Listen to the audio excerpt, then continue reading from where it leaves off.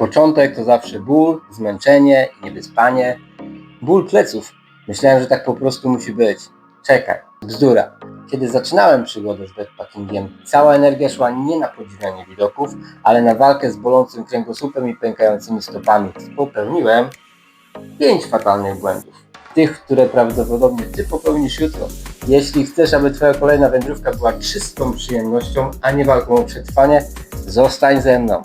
Zaczynamy od błędu numer 1. Kilometry.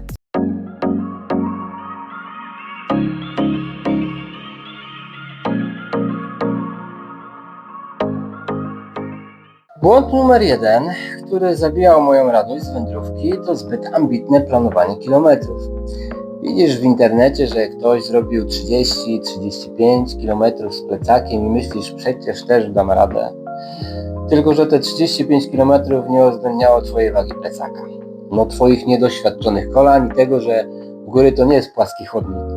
Trasa z dużym przewyższeniem potrafi Cię po prostu zajechać, a Ty musisz jeszcze rozbić namiot. Zacznij skromnie, celuj do 12, maksymalnie 15 km dziennie. Lepiej dotrzeć do celu o 16, mieć czas na relaks, niż o 20-21 padając na twarz. Wiesz, większa radość to jest większa motywacja na przyszłość. Wieczory w górach są magiczne. Myślisz, posiedzę jeszcze do 23, do 24. Początkujący backpacker, który dźwigał cały dzień ciężki plecak, naprawdę potrzebuje podwójnej regeneracji. Jeśli pójdziesz spać o 23, Twoje ciało nie zdąży się zregenerować, nie zdąży się naprawić. Rano będziesz desperacko potrzebować litra kawy. Ja nauczyłem się iść spać z kurami, jak to się mówi. I co najważniejsze, zdążysz ruszyć na szlak, zanim upał stanie się nieznośny. Poleganie tylko na czystej wodzie, no to jest podstawa. Ale to nie wystarczy. Kiedy się pocisz, tracisz kluczowe minerały, wypłukujesz je. Pijesz czystą wodę, a ona to tylko rozcieńcza to, co zostało. Efekt to są skurcze, bóle głowy, totalny brak mocy. Ja używam elektrolitów, które w łatwej saszetce uzupełnią to, co straciłem. Wrzucam taką saszetkę do wody przynajmniej raz dziennie, raz dziennie. I to mi wystarczy.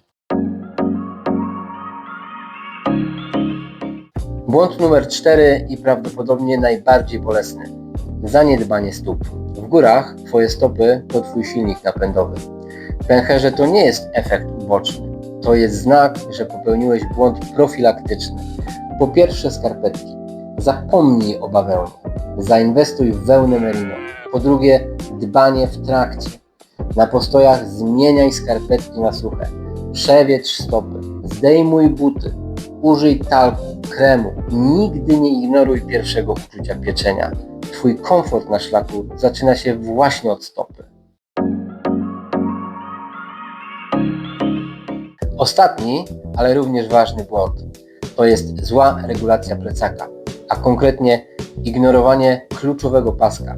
Pas biodrowy ma brać 70-80% ciężaru, ale co się dzieje, gdy plecak odchyla się do tyłu? To wina tych małych pasków górnych, pasków stabilizujących na szczycie szelek.